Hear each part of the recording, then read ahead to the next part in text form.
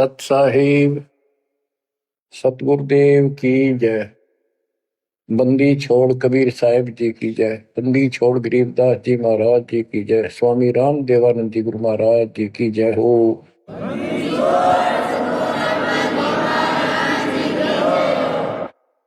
सर्व संतों की जय, सर्व भक्तों की जय, धर्मी पुरुषों की जय। श्री काशी धाम की जय, श्री सुडानी धाम की जय, श्री क्रोथा धाम की जय, श्री बरवाड़ा धाम की जय। सत साहिब परम पिता परमात्मा कबीर जी की असीम हृदय से बच्चों, आज आपको अपने घर का पता चला। ये अरहट वाले कुएं में, ये अरहट का कुआ लोई या गलबंदा है सब कोई, कीड़ी कुंज पर अवतारा, हर हट डोरी बंधे कई बारा। इस हर हट जैसे कुएं में बहुत बार चक्कर काट चुके हो। अब इस झंझट से छूटने का समय आ गया। आप किसी से पूछ लो, कोई भी मरना नहीं चाहता, पर सबको पता यहां रह भी कोई नहीं का। यह समस्या क्यों है? ये इसलिए है कि अब मृत्यु अच्छी चीज नहीं, सबसे घटिया ये है। फिर उम्र दोस्त था, जब तक जवान रहता है रोगी रोटी के चक्कर में उलझ जा रहा है, बस की बात नहीं। यहाँ की व्यवस्था ऐसी है, छोटे छोटे बच्चे होंगे, उनके पालने के लिए मर मिटता इंसान और करना पड़े, देखे जहां भूखे बैठे। तो ये मजबूरी है अपनी। और फिर सारा जीवन बच्चों को पाल पोस कर पढ़ा कर शादी कर दी, उनके बच्चे हो गए। बच्चों, अपना कर्म के साथ जीव आप बैठे। बच्चे कितने अच्छे हों, कितनी अच्छी बहू आ जा पुत्रवधू, लेकिन कर्म में दुख है तो कोई न कोई इसी आंट ला देगा काल। वो चाह कभी आप उसकी मदद नहीं कर पाओगे, उसके कर्म ना करने दे। जैसे आपको बता, या फिर कोई ऐसी बीमारी हो जाएगी, बच्चे भी, बेटा भी, पुत्र वधू भी दोनों बैठ कर रोने जाएंगे और चिल्लाए जा। सास या ससुर कोई भी है, वो कर्महीन इंसान दुखता होंगे, वो दवाई भी जो आ सके हैं अच्छे हॉस्पिटल में ले जाएंगे, लेकिन उस दुख उस दर्द 2900 न कौन मिटा होगा। बच्चों, बहुत बार समझा लिया आपको, कभी आंख नहीं खुलने देता। यू काल केवल सतगुरु शरण में आने से इस काल का प्रभाव हट जाता है कुछ समय के लिए, और तब ये बातें अच्छी लगती हैं। ना कोई गाना, ना कोई बेंजू बजे, ना कोई अच्छा सुर निकाल ले जाते, केवल ये परमात्मा की अमर कथा सुनाई जाती है, उस दाता की बोली, उस कबीर परमात्मा की महिमा सुनाई जाती है। और धीरे धीरे जब पाप कम होते चले जाते हैं, यह इतनी अच्छी लगती है। वो गाने सुना करते भगवती एक अन्य के लिए लगते इनके सामने, तो पाप कर्म जितने कटते चले जाएंगे, इतने ही आत्मा का आहार इसे अच्छा लगने लग जाएगा। ये बहुत सी घटनाएं सारे घट रही हैं, पर एक आधा सुनाने से सभी समझ में आ जाती है। एक व्यक्ति को अधर्म मार गया, पैरालिसिस होगा, और उसके 4 एकड़ जमीन थी, उन्हें 16 एकड़ बढ़ा दी। सारी जिंदगी मेहनत करी खूब कंजूसी के साथ। भगवान को जाने कौन था, कोई सुनता ही नहीं भगवान के बारे में। था उसको 4 लड़के हो गए, चारों की शादी कर दी, चारों अलग अलग हो गए, उसको पैरालिसिस हो गया। अब उसको कोई नहीं उठा उन चारों में था, और बच्चे उसके पास से निकल जा। गांव के व्यक्तियों को पता चला, वो आए, उन बच्चों को समझाया, भाई बाप है, इसने कितना कुछ किया तुम्हारे लिए, कुछ तो शर्म करो। तो एक ने शर्म के मारे कुछ 10-5 दिन की सेवा फिर छोड़ दी।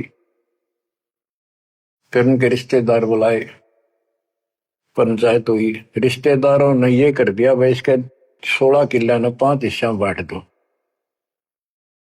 तो 3 एकड़ जमीन तो इसका हुआ है, इसको दो, 3 किले इसके छोड़ दो, और जो इसकी सेवा करेगा वो लो।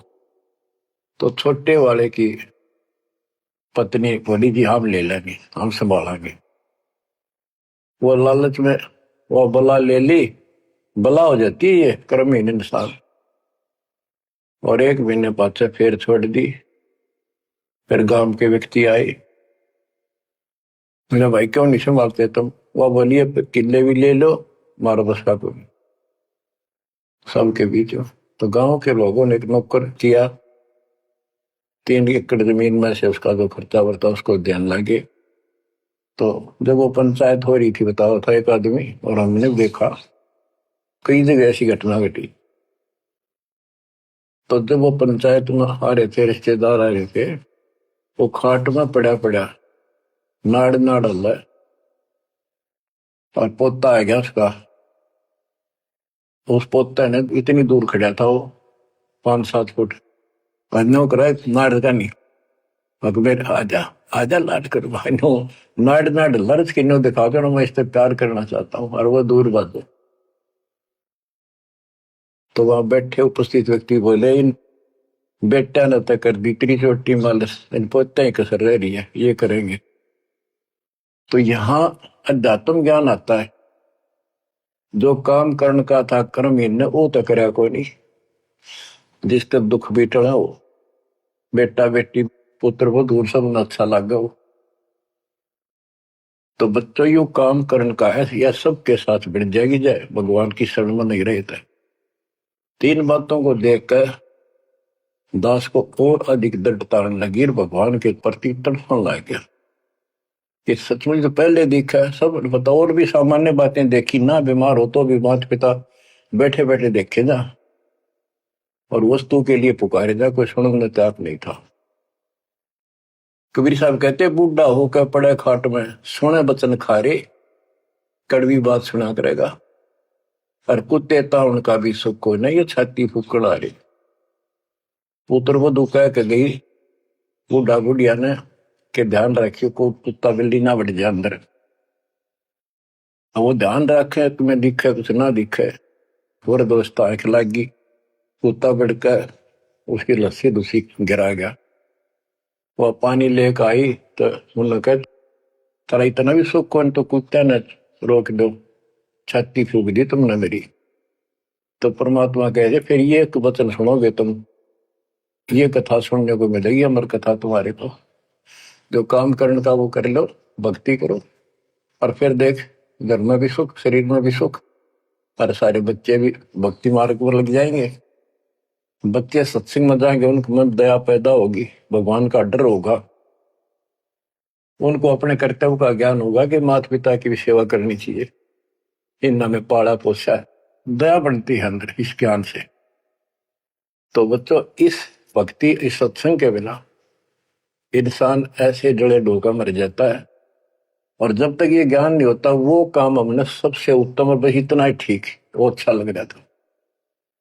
तो यहाँ कबीर साहब कहते सतगुरु के उपदेश का सुनिया एक विचार, जय सतगुरु मिलते नहीं फिर जाते यम द्वार। वो दुख और आगे देखो, मृत्यु के बाद यम के दूत घसीट के ले जाएंगे धर्मराय के उस न्यायाधीश के दरबार में, फिर उनका फैसला होगा इसको नरक में डालो, इतने वर्ष, इतने दिन, इतनी घड़ी कैलकुलेटेड होते होंगे। यम के दूत उनको लेकर चलते तोड़ के तोड़ने क्यों, 1 लाख का हिसाब हो डेली, दे लट्ठा दे लट्ठा। वो नरक से वापस भाजे, उनका लठ मारे भाले ठोकर, जबरदस्ती लात मार के ठोकर मार के नरक में गिरे। कहते नरक द्वार में दूत सफर करते क्या चाहतान, उन तक वो ना छूटता करता चारों खानी। नरक भोग का फिर 4 खानी में भरमता, कुत्ते गधे शोर बनता, और कभी ना लगता पार, सो फेरा सब मिट गया मेरे सतगुरु के उपकार। बच्चों समझ लो इन बातों को और देखो मालिक की दया। ये बातें कदे हमने दादे परदादा पर भी ना सुनी, माता पिता से नहीं सुनी। उसकी दया विदाता की, और आज ये अच्छी लगे और बात एक भी अच्छी नहीं लगती। वो तो बेतुकी बातें हैं, थोड़ी देर बातें करनी पड़ती है इधर उधर की, 2 मिनट बाद में सोचा ही जा तो जा अपना परमात्मा ने याद करे। तो यह लगन अलग से लगेगी, इस सत्संग से लगेगी, और भक्ति सुमन दान करोगे या सेवा, ये सारे मिलकर आपको निर्मल करेंगे। आपको हर तरह से शक्ति आत्मा को मिलेगी। भोजन खाते हैं तो उसमें सभी प्रोटीन सब प्रकार के खाने होते हैं, तभी स्वस्थ शरीर रहता है। इस प्रकार हमने सेवा भी जिसी बने, सुमन भी, दान भी, ये करना पड़ेगा, और मर्यादा का निर्वाह परहेज भी रखने पड़ेंगे, तभी आत्मा स्वस्थ होगी, मोक्ष प्राप्ति योग्य होगी। बच्चों धन है आपके माता पिता जिनसे जन्म हुआ।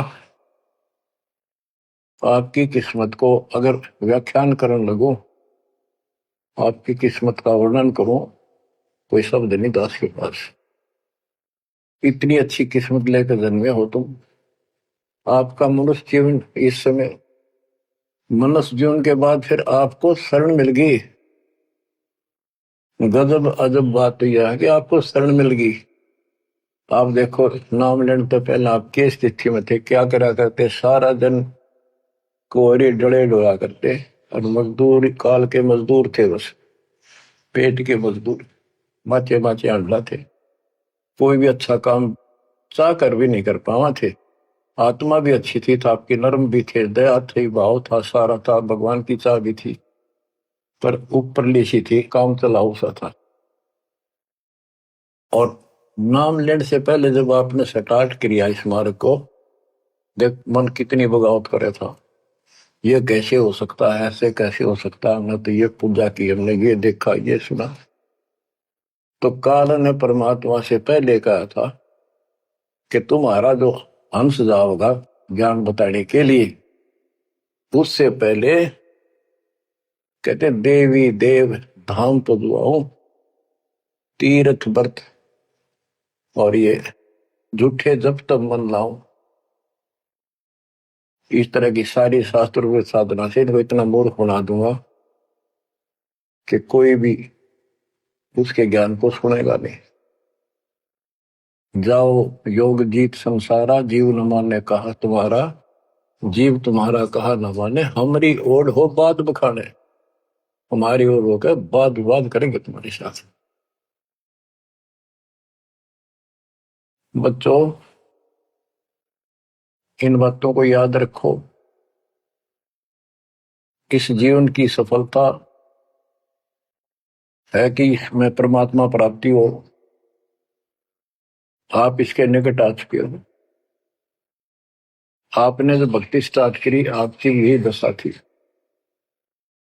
कति मन मान कर राजी नहीं था, और उस दाता देखो अपने बच्चों को कैसे कैसे कैसे कोई न कोई भेज के अपना बान भाई रह रह कर कथा सुनाई। कभी अच्छी लगी, कभी ना लगी, धीरे धीरे पाप कटते गए, सुनते चले गए। कहते सो सब सिदर मैं करूं अपने जन के काज, हरने से पूजो मार दो नरसिंह दर के साज। इब्राहिम सुल्तान के साथ कितने खाड़े कर दिए, कितना पीछे पड़ गया जाता अपने बच्चे को नरक से निकालने के लिए। यही दशा अपनी थी। उस दाता ने कोई न कोई कारण बना के अपने को राह दिखाया है।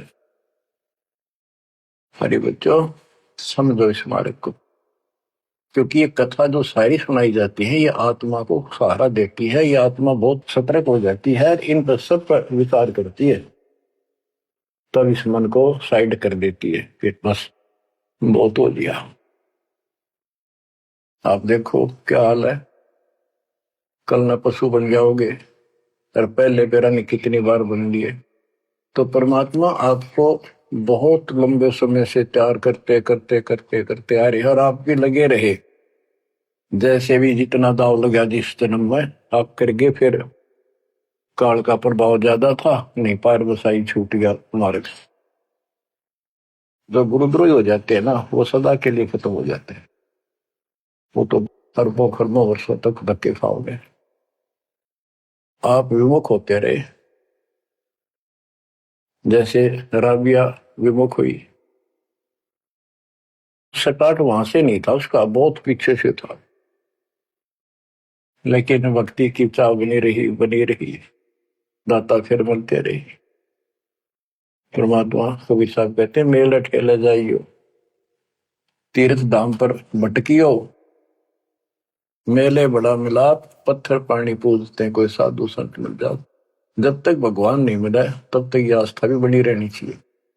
इसलिए परमात्मा कुछ लोगों को दूंगा, संस्कार तो निगाह होता है, कोई मत्था टेक के कितने जाके, पर कुदरती वो संस्कार आ जाता, उसकी आस्था बनी रहती है वहां पर, तो भगवान में चाह बनी रही।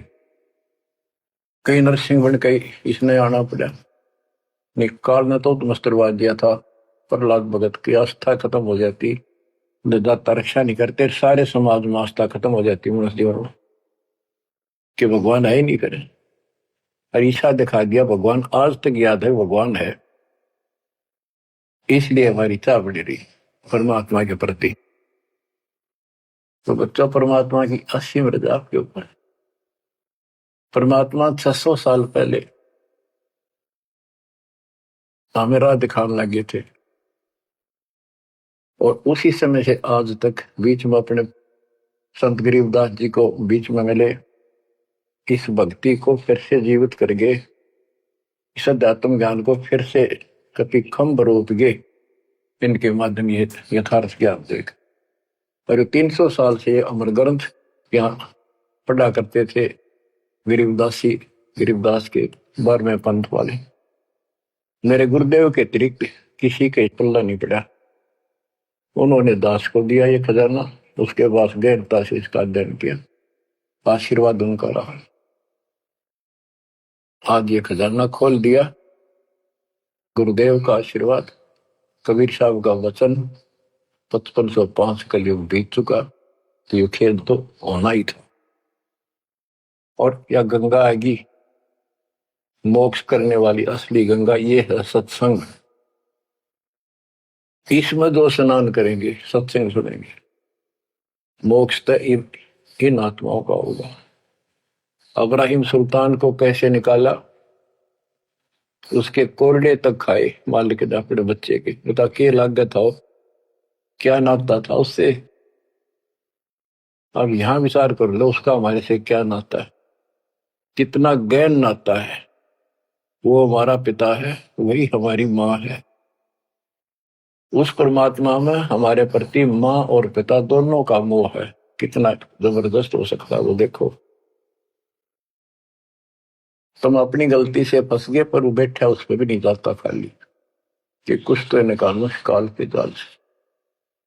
आप आंख खोलो, इस मार्ग को दृढ़ता से ग्रहण करो, बच्चों वाली बातें छोड़ दो, सारा संसार एक तरफ हो जाए, आपने एक तरफ होना पड़ेगा।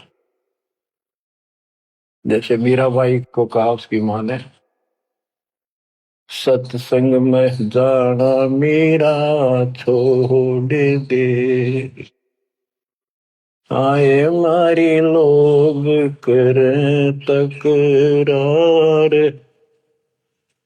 सत्संग में जाना मेरा छोड़ दे, सत्संग में जाना मेरा ना छूटे,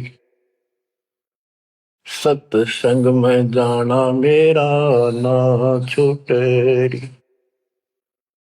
तारी चाहे जल कमरो संसार, सत्संग में जाना मेरा ना छूटे।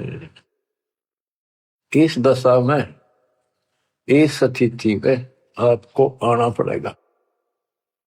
ये संसार साथ नहीं जाएगा, ये संसारिक व्यवहार आपका कति काम नहीं आऊगा। ठीक है, बेशर्म होना भी नहीं, जितना हम समाज में सहयोग कर सकते उस तरफ में रहना पड़ेगा। प्यार दें सबको, नमस्कार करें, बड़े छोटे की कदर करें, अच्छा व्यवहार करें, हेल्प करें, लेकिन जहां अपने भक्ति में बाधा हो उसका नमस्कार करे, हाथ जोड़ लें दूर थे। बच्चों, गरीबदास जी ने बताया है, गोरख से ज्ञानी गणे और सुखदेव दती जिहान, सीता सी गो भारिया संत दूर स्थान। पुण्यात्मा,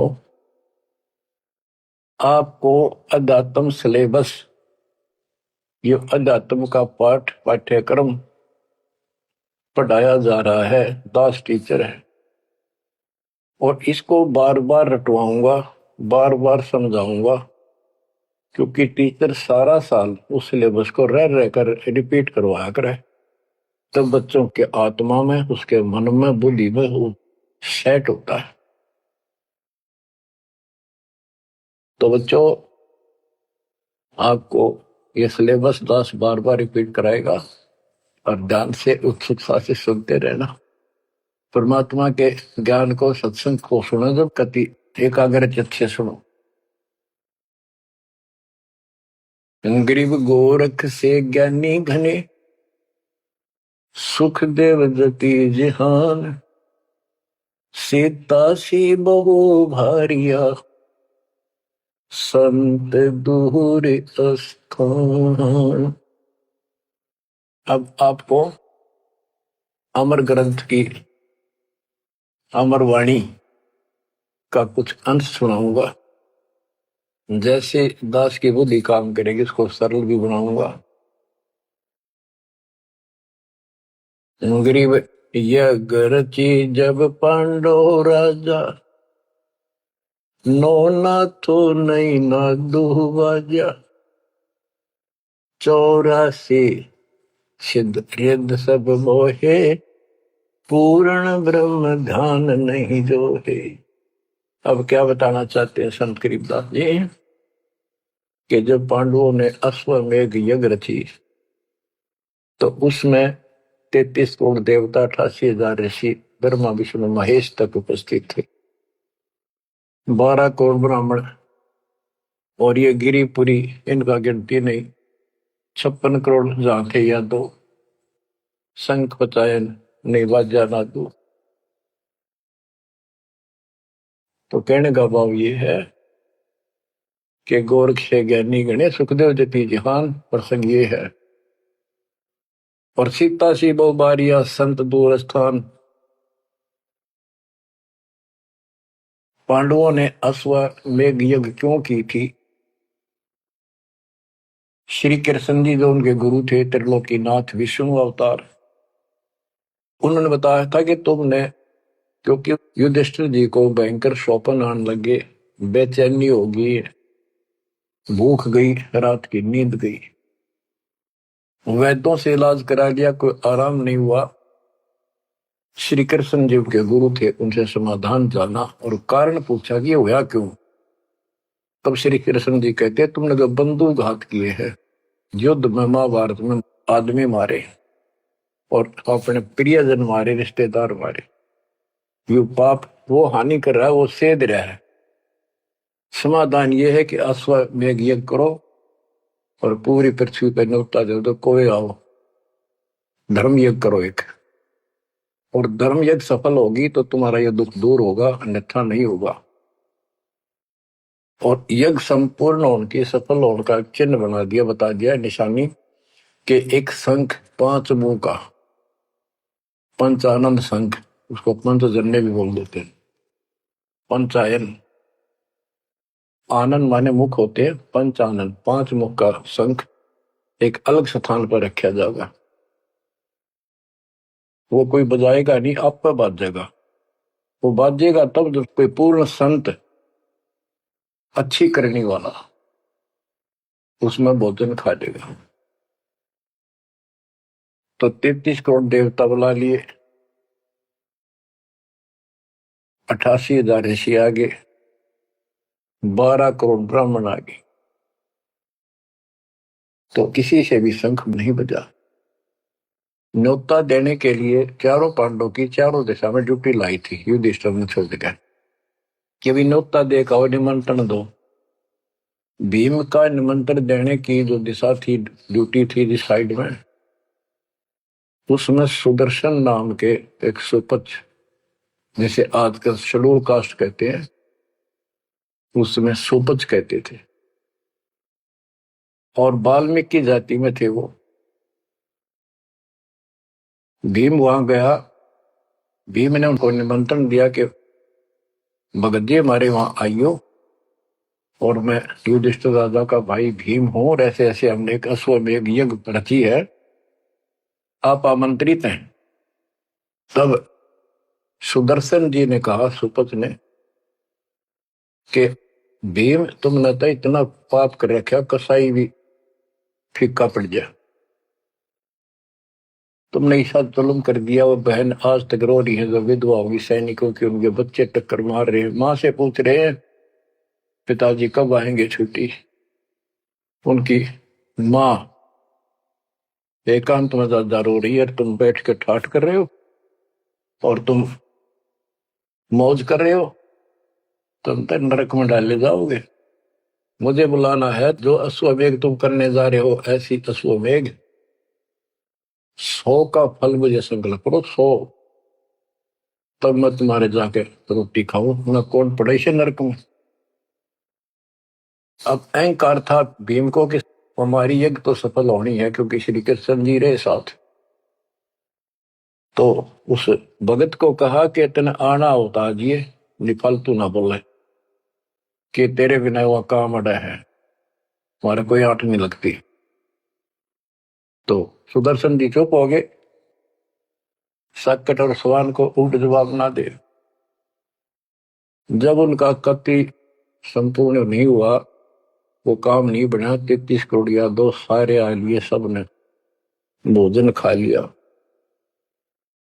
शंख नहीं बजा, जब एक दूसरे के मुंह को देखा, वो उपस्थित ऋषि संत देवता ये बतला रहे हैं कि इनके पाप गणे कर लिए इनने।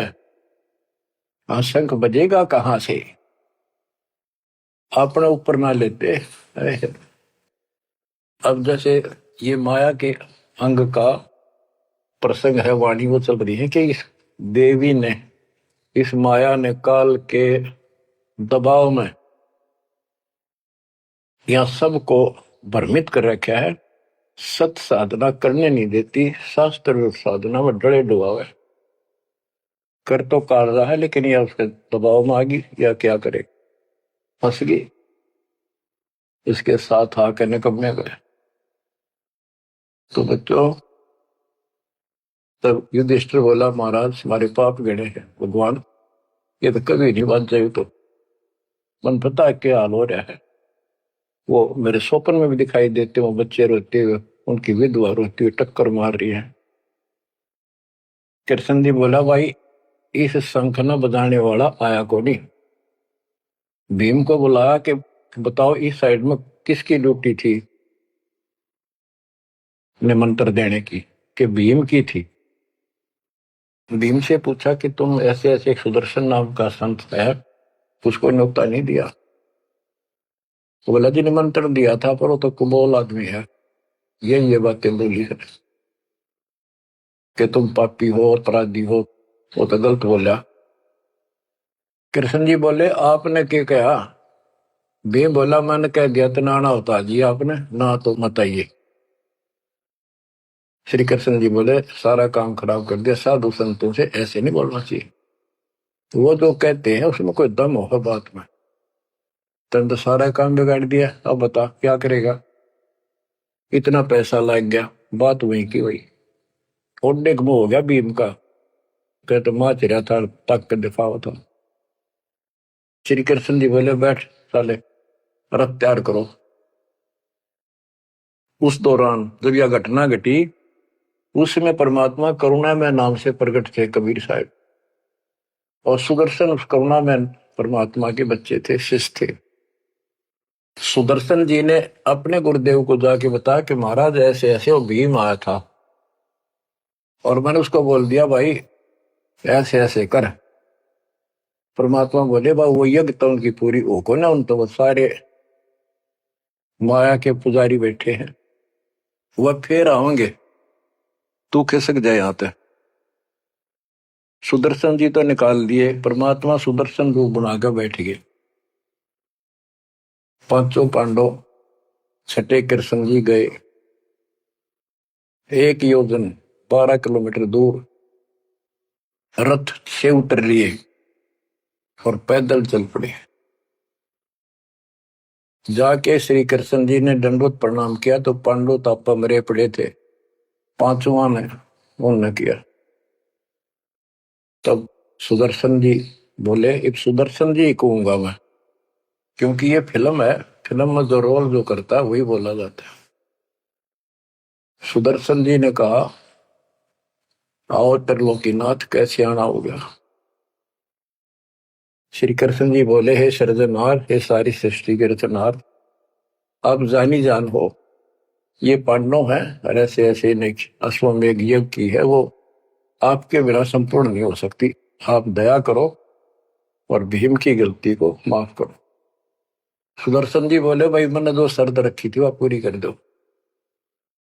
भीम ने पूछ लो क्या शर्त थी मेरी, वो जी पता हमारे को। तो श्री कृष्ण जी ने कहा कि संत मरण को ऊंचा लियो, तजमाया अभिमान, जो जो कदम आगे रखे, सो सो यज्ञ समान। ये देख लो, किसी में इतना भी अहंकार नहीं है। आज ये कति टूटे पड़े हैं, सारा खर्च हो लिया पैसा, बात वही खड़ी है। और वहां से लेकर यहां तक हम आए हैं, जितने हमारे कदम बढ़ते हैं वो सौ यज्ञ समान, वो एक कदम एक यज्ञ के समान है। अपनी सौ रख लो, बाकी हमारी जोड़ी में डाल दो, हमारा भी कल्याण हो। यानी आदिन्नी का भाव संत के सामने होना चाहिए। संत के साथ भगवान होता है, भगवान को अहंकार कभी पसंद नहीं। तब साधु भूखा भाव का, धन का भूखा ना, ना किसी में माँ का भूखा। उससे पहले जब पहली बार यो भीम गया था तो निमंत्रण देने, एक तालाब में नहा का आया था और उसमें खूब गोते मर मर नहाया, पैर भी नहीं टिके थे। सुदर्शन जी बोले कि भीम, यह मेरी माला तार के दिए खुट्टी पर था। भीम चला, खुट्टी पर हुआ माला सुमरनी तारन लग गया। उस पर उतरी नहीं, टस से मस नहीं हुई, पसीने आ गए। जब सुदर्शन जी बोले, भीम उधर बड़ी डींग मारा था कि युद्ध नहीं जीता जाता, एक का मारू था 10 मरे थे, और ये माला ना उठी तेरे थे, छोड़ के आ गया, दूर खड़ा हो गया। और कोई दिखाना भी जरूरी था कि कुछ है इसके पल्ले, ना तो उनके मन में फिर दूसरा देता। ऐसे हाथ किया परमात्मा ने, वाला अपने आप उठ के उनके हाथ में आ गई। धर्मदास या घना अंधेरा, बिन परचा जीव जम का चेहरा। अगर थोड़ा बहुत ना दिखाऊं अपनी शक्ति तो काल का बंधेरे मेरी तरफ आवे को नहीं। उदिंदा बड़ी बात बोल रहा था भीम, और सुन ले, तेरे जैसे पहलवान बहुत होगा जाए लिए। जिसमें तू उस दिन स्नान करके आया था ना, वह खोपड़ी थी उस कुंभकर्ण की। खोपड़ी, ये सर का ऊपर ऊपर का कटोरा, जिसमें तेरे पांव भी ना टेके, ऐसे ऐसे होकर जा लिए बकवादी। भक्ति बिना बात नहीं बने बच्चों। तो जब परमात्मा यानी सुदर्शन जी रथ में बैठकर उनके साथ वहां पहुंचे, द्रौपदी ने देखा कि कौन सा है संत, पता चला यू एला यो होगा। तो तभी उसके मत्था ठन गया कि इससे क्या होता, ये इतने ऋषि बैठे तपस्वी फलाना। फिर श्री कृष्ण जी ने कहा, द्रौपदी बढ़िया भोजन तैयार कर, संत खाना खाओगा तारा काम बनेगा। तो द्रौपदी ने सोचा बढ़िया भोजन बनाऊं, कई प्रकार के पकवान बनाकर थाली में नारी नारी कटोरिया में रख कर दिए। पर सुदर्शन जी जो है वह 5 ग्रास खाते थे। वो अपने मनमुखी होते, पर रोल उसी का करना था परमात्मा का। ये कुछ भी करते रहो, भक्ति ठीक करो बस। तो उन सब में से थोड़ा थोड़ा मिला के इकट्ठा कर लिया, खिचड़ी ही बना ली, कति रला दिए कि सारे पकवान वहां मिल जाए और सबका भोग लग गया। द्रौपदी मन में सोच रही थी, मैंने 1 घंटे तक आंख पड़वाई दूं मैं और इतने बड़ी आइटम बढ़ाए। अक्षंत खाओगा, रंगुली चाटेगा और सरा होगा किसने बनाई है सब्जी रोटी। और इसने कुछ करना आता ना, और ना शूद्र का शूद्र, ये कहाँ के शंख बजाएगा ये। अब परमात्मा ने यानी सुदर्शन जी ने 5 ग्रास खाए, 5 बार शंख बोला। और युधिष्ठिर जी बड़े खुश हुए, कृष्ण जी से कह रहे आपने बड़ी दया करी, बड़े महापुरुष खोज के लाए, हमारा तो काम बन गया। कृष्ण जी बोले नहीं बना, ये तो शंख कंटिन्यू बजना चाहिए था अखंड, और काफी देर तक स्वर्ग तक सारी पृथ्वी पे इसकी आवाज जाएगी, धीमी धीमी मीठी मीठी प्यारी प्यारी, तब सफल होगी। युधिष्ठिर बोले हे भगवान अब कौन रह गया, किसको लाओगे। बोला भाई इस वाल्मीकि के बाल सब ना ही 3 लोग, ये के वाल्मीकि दिखे तुमने, इसके एक बाल के समान भी 3 लोग नहीं है, इतनी ताकत है इसमें, इतनी भक्ति की शक्ति है। अपने घर में कमी है वह खोजते। द्रौपदी बुलाई, द्रौपदी से कहा कि बहन साची बता, तेरे कोई दोष आया इस महापुरुष के प्रति। तो उसने सारी बता दीजिए, ऐसे ऐसे मेरे मन में दोष आया। द्रौपदी शुक्र मना तेरे घर पर टूक तोड़ ली, इसने का खाना खा लिया। तो अपने घर सब 2 रोटी खाकर सोते हैं, कोई भूखा नहीं सोता, भगवान सब न दी है। इस तरह का अहंकार करने से काम नहीं बनते। इसके चरण धोकर पियोगी ने, जब तेरे अंतःकरण का पाप भी दूर होगा और कुछ राहत भी तब मिलेगी। अमृता क्या नहीं करता।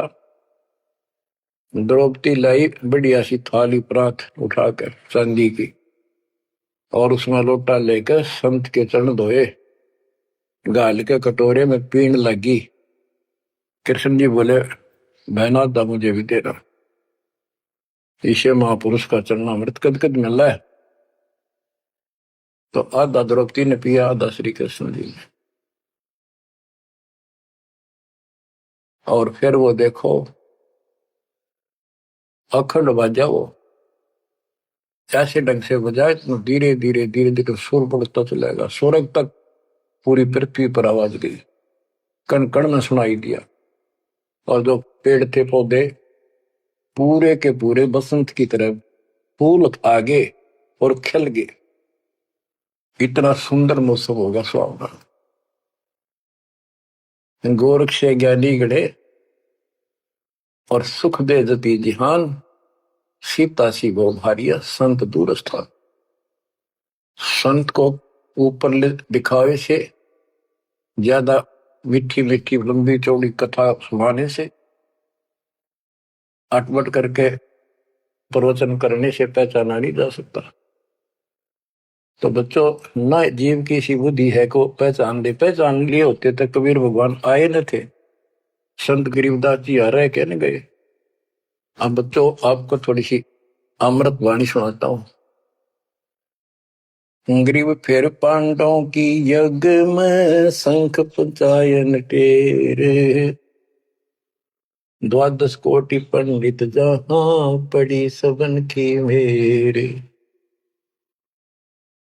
यज्ञ रची जब पांडव राजा, 9 नाथों ने नादू बाजा। उस यज्ञ में 9 नाथ, 84 सिद्ध, 33 करोड़ देवता, 88,000 ऋषि, 12 करोड़ ब्राह्मण और 56 करोड़ यादव जो श्री कृष्ण के वंशज थे, जो पांडवों के रिश्तेदार थे।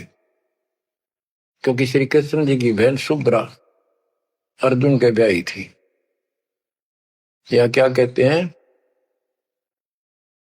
यज्ञ रची जब पांडव राजा, 9 नाथों ने नादू बाजा। 84 सिद्ध रिधि सब मोहे, पूर्ण ब्रह्म ध्यान नहीं जो है। अब माया के उनकी वाणी पर देखो छिए, इन्होंने बताया है कि 84 सिद्ध 9 नाथ ये रिद्धि सिद्धि में उलझा रखे थे। 84 सिद्ध रिद्धि सब मोहे, इन्होंने पूर्ण ब्रह्म ध्यान नहीं जो है, पूर्ण परमात्मा की भक्ति नहीं करी। कोटि 33 यज्ञ के माही, सुर नर मुनि जन गिनती नाही।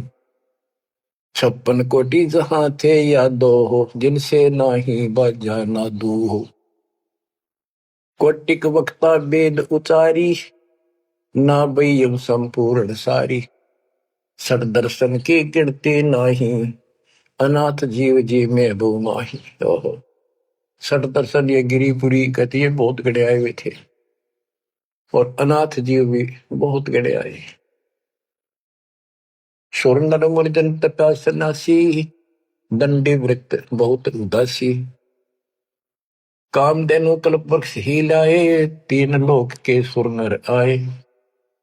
पांचों पांडव कृष्ण शरीरा, जिनसे यज्ञ बही निधीरा। होय होय,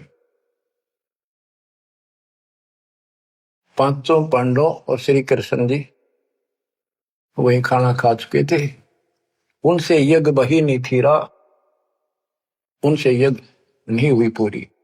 एक बाल्मीक नीचे कुल साधु, जिन शंख पचायन पूरे नादु। और गनो माया के पूता, ब्रह्म जोगनी सब ही दूता। ओहो, कहते हैं एक बाल्मीक नीचे कुल साधु, जिन शंख पचायन पूरे नादु। ये और गनो माया के पूता, ये और तक माया के भ्रमित है, माया सिद्धि प्राप्त करके लोगों को प्रदर्शन कर रहा, ये भी माया जाल। या महिमा पागी न इनमें खेल ले गए खिलौने से, या माया ये देवी न उलझा रखे काल के दबाव। कहते हैं और गनो माया के पुता, ब्रह्म जोगिनी सब ही दूता। अब क्या बताते हैं, गिरि पांचों पांडव संग हैं, और छठे कृष्ण मुरार। चलिए हमारी यज्ञ में हे समर्थ सिरजनहार। अब श्री कृष्ण जी भी तो तीन लोक के मालिक हैं, पिछले संस्कारी हंस है। परमात्मा ने उनको सद्बुद्धि दी, उनकी दिव्य दृष्टि खोली कुछ समय के लिए, तो उनको भगवान दिखाई दी था। वो सुदर्शन उस दिन थे भी भगवान, पर उसको एहसास था, क्योंकि अध्यात्म मार्ग के अंदर अपने आप आत्मा अपने से शक्तिशाली के आगे नीचे हो जाती है, मुरझा जाती है। गिरि पांचों पांडव संग हैं, और छठे कृष्ण मुरारे। चलिए हमारी युग में समर्थ सृजनहार। गिरि पांडव यज्ञ अश्वमेघ में, सतगुरु किया पिया ने। पांचों पांडव संग चले, और छठा भगवान। गिरि पांडव यज्ञ अश्वमेध में, वाल्मीकि की बे। शंख पचायन बजाइया, राख्या नहीं संदेह। ग्रीव सुपच रूप धर आइया, सतगुरु पुरुष कबीर। तीन लोक की मेदनी, सुर नर मुनि जन भीड़। कहते हो सुपच का रूप धरकर स्वयं सतगुरु परमेश्वर कबीर जी आए, जहां पर तीन लोक की सेना बैठी थी मेदनी, या दुनिया भरी पड़ी थी। 33 करोड़ देवता, 88,000 शेरियो, 56 करोड़ यादव। 33 कोटि यज्ञ में आए, 688 सारे। 12 कोटि वेद के वक्ता, सुपच का शंख बजा रे। के 33 करोड़ देवता, 88,000 ऋषि, 9 नाथ, 84 सिद्ध, 12 कोटि वेद के वक्ता ब्राह्मण, ये सारे वहां पर बैठे थे। उन तो यो छोटा सा काम नहीं हुआ, 3 ताप के अंतर्गत पांडव दुखी हो रहे थे। तुम कौन राम का जपते जापम, ताते कटे ना तीनों ताप। तो बच्चों, परमात्मा की आपके ऊपर असीम रजा है, आपको पूर्ण परमात्मा की भक्ति मिली, पूरा सतगुरु मिला, आपको मोक्ष दी दाता सच्चाई।